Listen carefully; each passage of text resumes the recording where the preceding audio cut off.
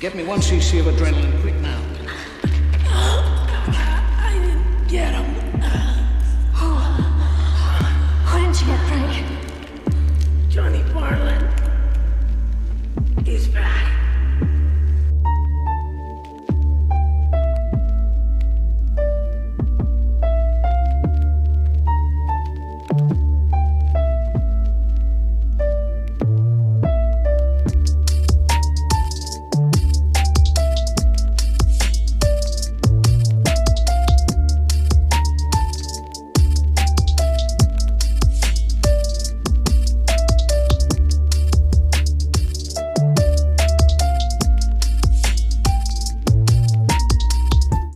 When we see horror films, the main antagonist of a movie survives some way, shape, or form, so there could be a potential sequel to be made. If you look at the popular horror villains of the genre, like Chucky and Freddy Krueger, they usually don't survive by the ending of the film, but manage to come back for the next movie in the franchise. While most horror icons return from the dead, the movie we are looking at today, called The Frighteners 1996, flips the script. Its killer, Johnny Bartlett, didn't need to come back from the dead, because when he died, he took his killing spree into the afterlife. Bartlett's death didn't end his reign of terror, it elevated it, turning him into a supernatural threat. Today we will be going over how the Frighteners movie made Johnny Bartlett, who is a serial killer in the movie, into a force not to be messed with, even after he was buried. After a near-death experience, Frank Bannister, played by the one and only Michael J. Fox, gains the ability to see and communicate with ghosts, and he uses this gift to run a fake paranormal investigation business. But when real deaths begin to occur in his town, Frank finds himself at the center of a much darker mystery. As supernatural forces close in, he must confront both the spirit world and his own haunted past. The movie franchise that introduced me to Michael J. Fox was Back to the Future. The funny part is that I saw the Frighteners before seeing Back to the Future, but I didn't recognize him until I saw the Frighteners once again years later. As Michael J. Fox's character, named Frank Bannister, investigates further into the mysterious killings around the town, he discovers that the killer wasn't any ghost.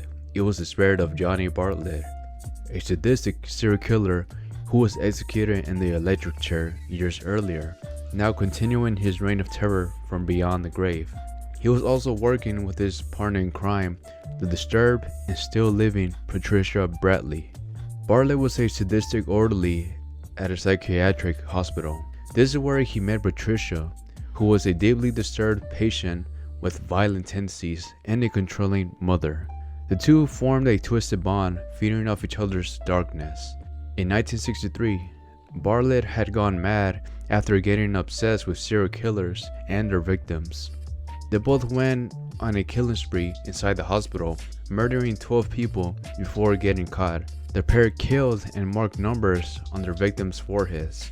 When they got caught, Johnny mentioned to the news reporters that he was proud to have killed one more person than another serial killer named Charles Starkweather. Due to Patricia being a minor, she only went to prison for 27 years, while Johnny received the electric chair and was executed for his crimes. 27 years went by, and it was now the year 1990. Patricia was released from prison, but she was secretly still in love with Johnny. While the film doesn't go in detail about how Johnny Bartlett acquired the Grim Reaper's scythe or assume its identity, it does offer one key hint about how he managed to escape from hell. Patricia used Ouija boards to contact and resurrect Johnny as a spirit from the underworld. Death wasn't the end for Johnny, it was just the beginning. They continued killing again by squeezing the victims' organs and the hearts of innocent people. As a ghost, Johnny uses his ghost power to disguise himself as the Grim Reaper. The 13th victim was actually Frank Bannister's wife. He carved out the next number for each victim in the quiet town of Fairwater. To the public, it looked like a series of unexplained heart attacks, but to Frank, a man with the rare ability to see the dead, it was clear to him that something supernatural and far more sinister was happening. Together, Johnny and Patricia continue their reign of terror, proving that some evil doesn't die, it evolved. Frank, haunted by guilt from his wife's death and now wrongly accused of the recent murders, realizes he's the only one who can stop Johnny. To do so, he temporarily dies in a desperate move to confront Johnny in the spirit world. Frank wasn't able to do anything against Bartlett while he was still in the living world. As a ghost, Johnny becomes more dangerous than he ever was in life. He was invincible, fast, and completely untouchable. He was able to go through walls, attack without being seen, and leave no physical evidence. The police think these deaths were by natural causes, but no one was suspected a killer was behind them until Frank was accused of killing them.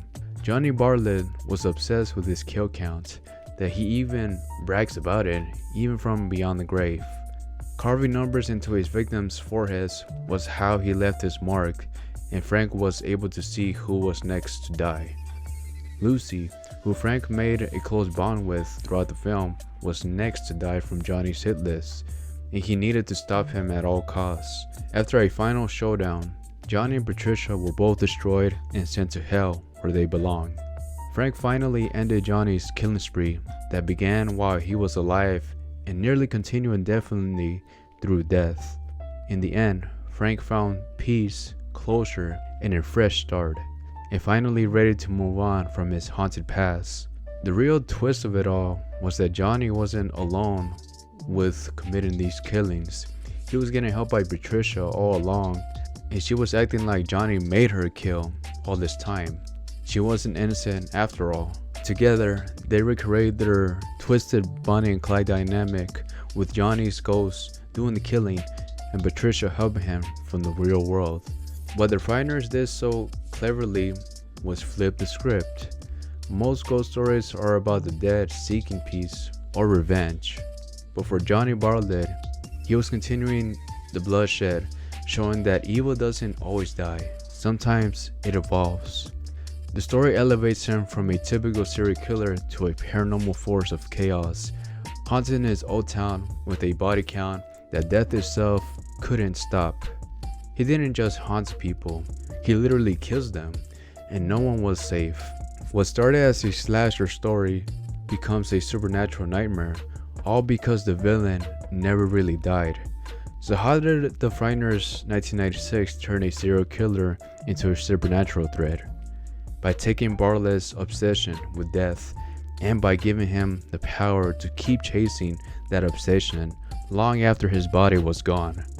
This unique twist on the horror genre proves that sometimes the scariest killers are the ones who don't look for peace, especially after death.